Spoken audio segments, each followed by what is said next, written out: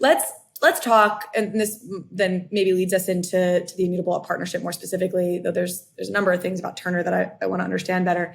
This NFT as a fan engagement tool, this really is the core of your theory and your philosophy here.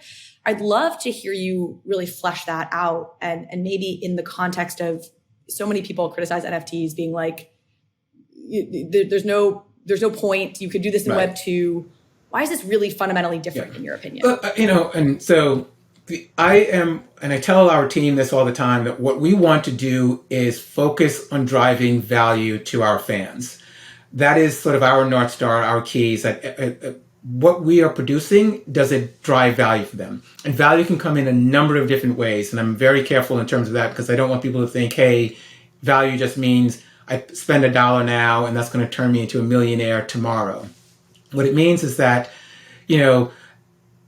it allows a fan to engage, whether it's fun, whether it's economic, or whether it's, I am now able to create something. I'm able to create within an ecosystem and know that there's providence over what I create that can lead to it being more, because I'm able to really lean in my ingenuity into something without it just being in the ether, or being infinitely duplicated, or it being owned by Turner Sports or some other central entity.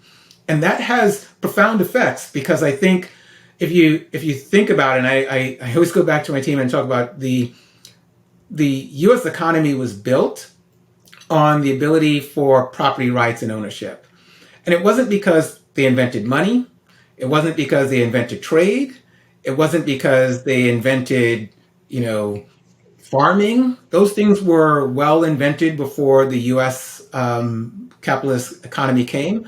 The ability to have ownership and know that my ingenuity into building what I own and that provenance of what I own, I can then extract value from that, allows users to then lean in and be much more innovative and creative around what they do, which then helps the complete ecosystem. And that's what we're hoping to build within our space, is allowing that to happen for our fans.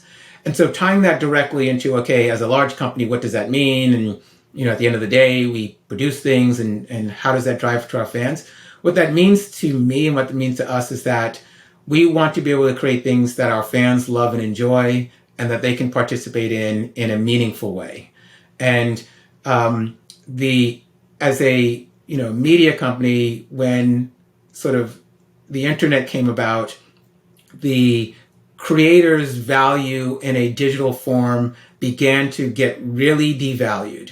You can see that creators would create, whether it was music, and then music went from selling from $15 a pop to below 99 cents. And what that did was, it was because you didn't know who owned something. It was infinitely copyable. You couldn't really create a space in which creators had the ability to really create and have that value stay with a particular digital item that they had. And what we want to be able to do is open that up for our creators, Turner as a creator, to be able to do that and engage with our fans. And the other thing is that NFTs, or this digital assets and community, allows itself to, is that you see that users become much more, sort of feel much more engaged with a project or product, because they know that, hey, I added value to this, or I own this. And so there's a lot more stickiness and a lot more willingness for fans to participate, that we're excited about. How do you think this opens up sort of new monetization models for Turner, that, and how does that impact your relationship with your fans? So what we're looking to do is that, how we see it is, the more that we're able to give our fans the ability to participate and gain value by the value that they put in, the larger the ecosystem becomes for us.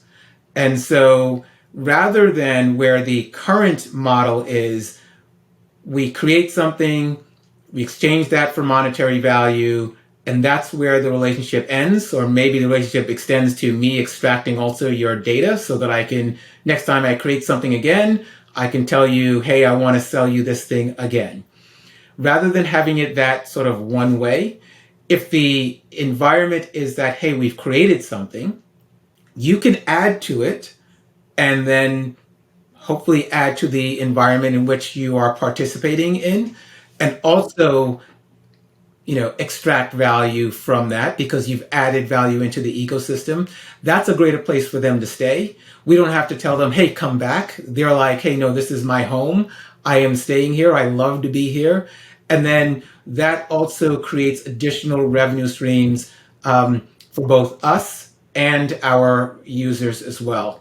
One of the analogies that I like to use is that if you just think about renters and homeowners, when you think about a neighborhood that's full of renters, and hopefully I'm not defaming any renters, obviously I was a renter as well, but if you think about neighborhoods full of renters versus neighborhoods full of owners, the renter, if someone drops something in the neighborhood or litters in the neighborhood, may be upset, but they're not like, you're ruining my property value. Let me make sure that we do the right things to upkeep this property value, versus a homeowner is going to really be invested in that community, that neighborhood. They want to know about the crime. They want to know about the schools. They want to know about, what's happening that increases the value of that neighborhood. And we want to be one of those neighborhoods where our fans are part of it, and that they are invested in seeing it grow, and that we can help them be partners with them.